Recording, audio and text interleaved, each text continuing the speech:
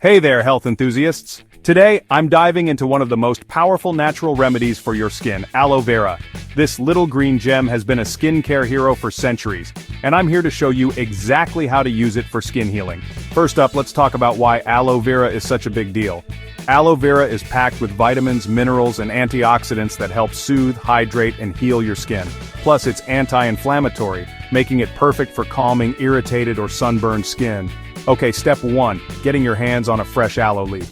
You can find these at most health food stores or even grow your own. Once you've got your leaf, cut off a portion about 4 to 5 inches long. Make sure you're using a sharp knife to avoid damaging the plant. Next, let's prep that leaf.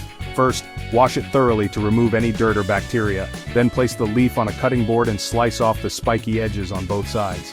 Be careful, these spikes can be sharp. Now it's time to extract that precious gel. Lay the leaf flat and carefully slice it open lengthwise. You'll see a clear, gooey substance inside. That's the good stuff. Use a spoon to gently scoop out the gel and transfer it into a clean container. Alright, here's where the magic happens. Take a small amount of the gel and apply it directly to your skin.